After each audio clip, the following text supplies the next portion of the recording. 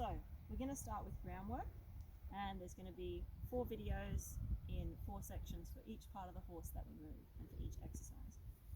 So for me, groundwork, this is what I call groundwork.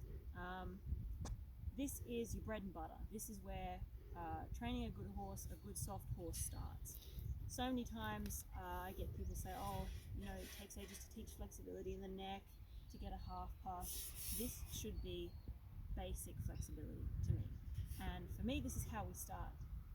Before we even begin, we must remember that a horse has 4 moving parts, well rather 8 moving parts. You've got your head and neck, your shoulders, your ribs and your rump. And each of those has a left and right. Now, lots of horsemen have touched on this. A lot of people have notified on this. I wasn't aware that it was such a common aspect until I went to a clinic myself and went, oh, that's how we teach it.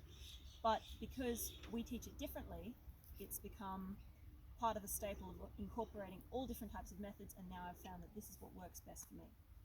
So the first part we're going to flex is the head and neck, and it's going to be as soft as we can possibly make it.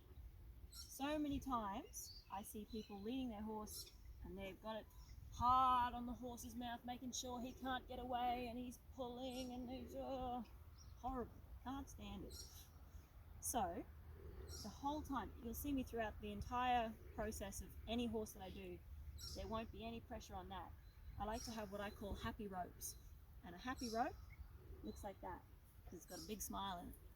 And he should have, or the horse you're working with should have enough respect and enough trust in you that that smile should never go away. So now, the first part we're going to flex, as I said, neck and head. So what we're going to do is we're going to bring his head around to my hip. And because he's a young horse, he's never done this before, he may turn and spin and spin and spin and carry on and try to pull his head away, but I'm not going to let him get away with it. He needs to understand that what I'm asking, the easiest way out is to simply comply and do what I've asked. And the second he does that, pressure's gone. So when doing this, be aware of the horse's feet. Sometimes they will come across. Be aware of your toes. Always wear decent boots. So the way we start this, but I'm going to need you to move so I can actually show this properly. Move here, please. Good boy.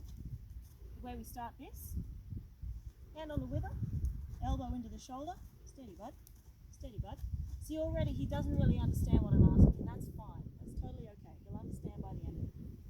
With one hand, I take the rest of my rope and I put it up on his withers. Nice and long, plenty of room over here to play with, do lots of work with.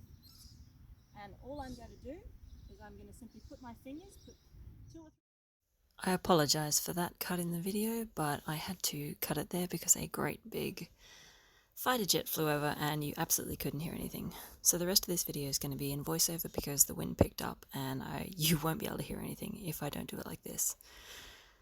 So continuing on the other side, what we're going to start with doing the other side is, as we said before, standing next to his shoulder and having 2 or 3 fingers underneath the cheek piece and a slight tap just to bring his head around. There should be no pulling, there should be no jerking, and standing next to their shoulder, keeping your hand on the wither, staying with him, and just a slight tap and pressure, not pulling, just a little bit of asking and a resist, and then he gives.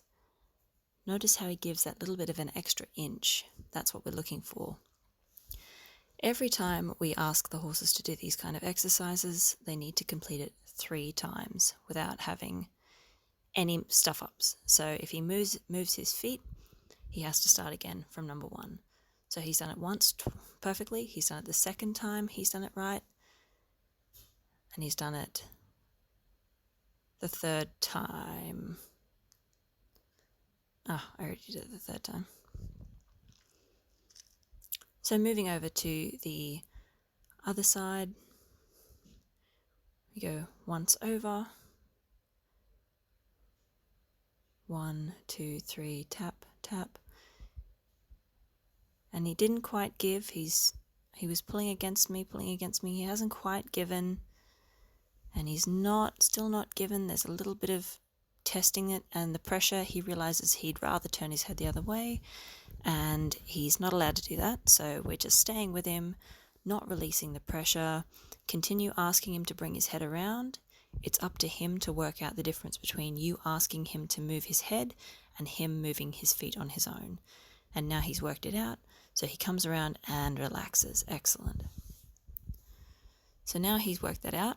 I probably shouldn't have asked him to walk around there, but I'll go back and do the other side. Just as we started, he did have a small lick and a chew there, which is exactly what we're looking for when we're doing this. It means they're thinking and they're processing what they've just learnt or how they've just gotten their release in the pressure. So we'll go back to the same side and we'll use the 2 fingers again, hand on the shoulder, staying next to him, and the light tapping. And because he has had a lick and a chew and he's had a little bit of a struggle and he's worked it out once, the next few times will be a lot quicker, a lot easier. I don't know why I came around to his front. I was so nervous the whole time I started doing this, so I apologize for any stuff-ups. And this will be the 3rd time. Around. And he gives right there. Beautiful. What a good pony. So always big rubs, big rewards, like we said. Lots of relaxing. One more time. Around, nice and soft. And as he gets better and better at this, he will be faster. And that was a big release. Really good work. As we said, every time they practice this and every time you are rewarding them at the right time, they'll get better and better and faster and faster.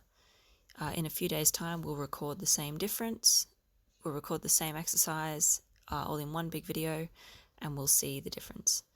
Now I'm going to go back to this side because the way he did it the first time, he didn't have a little bit of a struggle. He didn't test that he could get away, which in a way you want them to do so that they realize that it is there, the pressure will be there regardless of whether they have a fight or not.